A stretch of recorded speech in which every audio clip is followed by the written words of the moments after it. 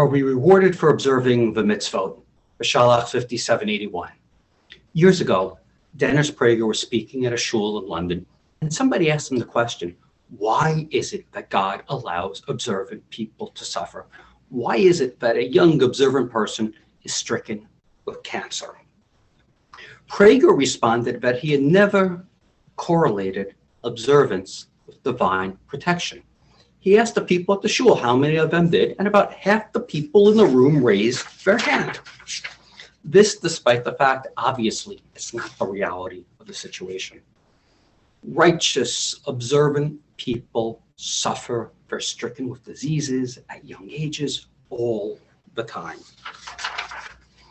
There's an example in the Tanakh of a pious individual who suffers. Melech Yoshiyahu.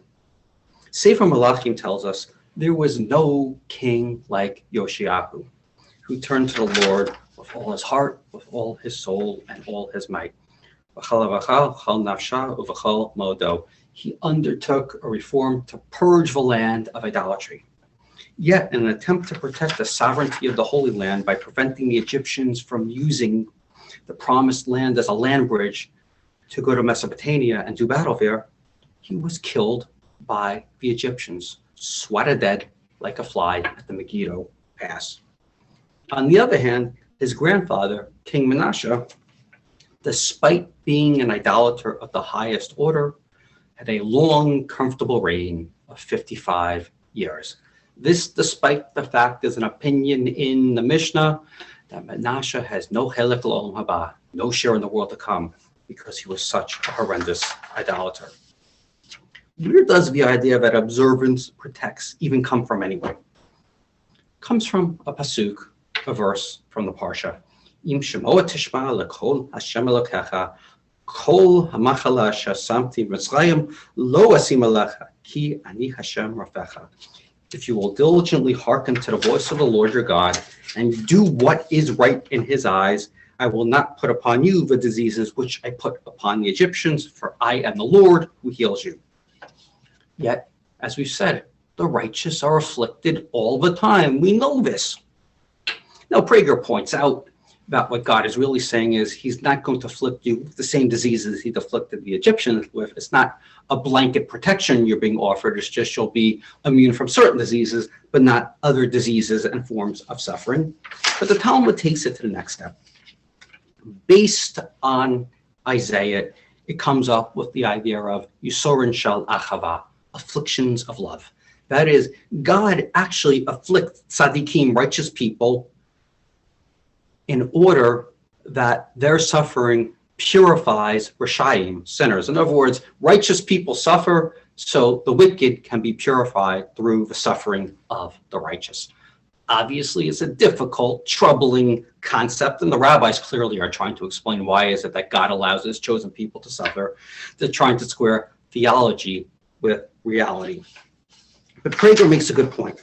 He says if there's an absolute correlation between observance and protection, the idea of emunah, belief, becomes useless.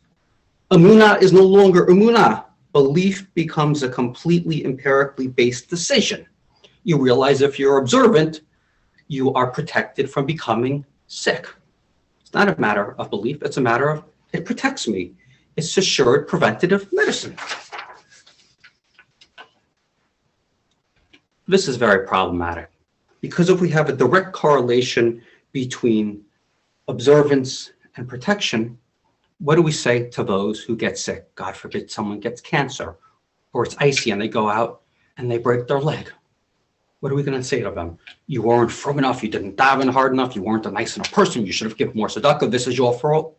Of course we shouldn't say that. By the way, that's the mistake that Eob or Job's friends make in trying to comfort him. They come and they comfort him, but then they try to figure out why God has allowed him to suffer so much. They say, wait a minute, God is completely righteous, he's just and he's kind, yet you're suffering, Eob.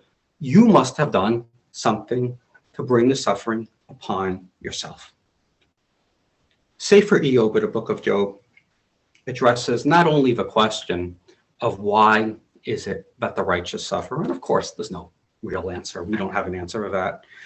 The question that's really being addressed is, Why should we observe, despite the fact we are not guaranteed a reward for our observance?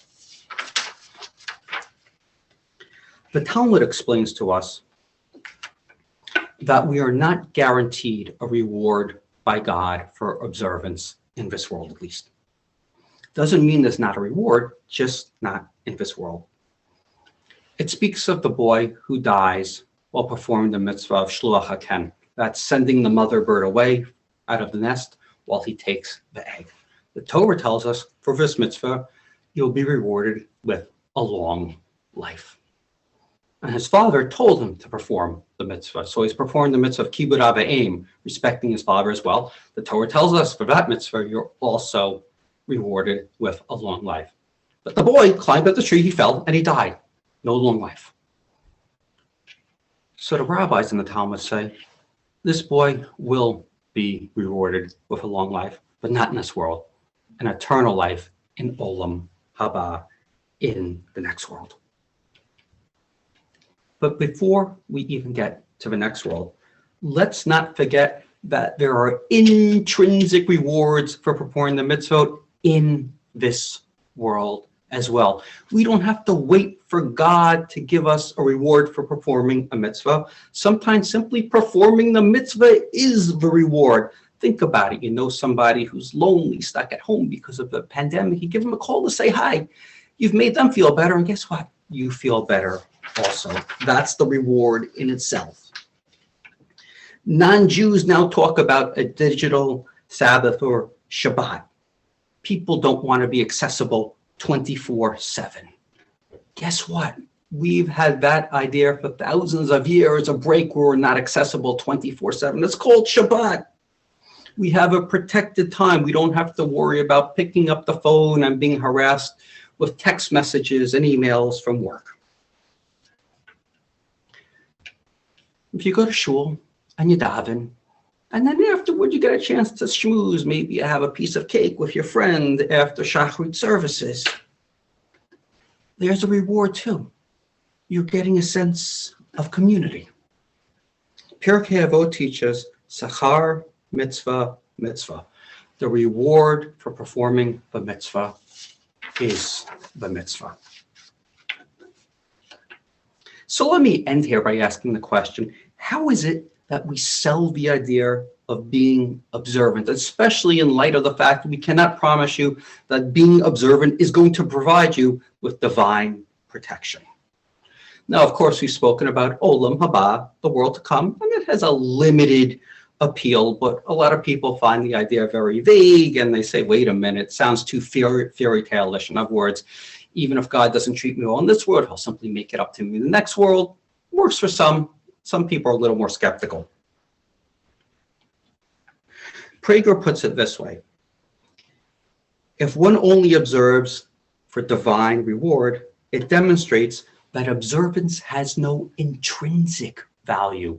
We want the observance to have intrinsic value. That's a selling point.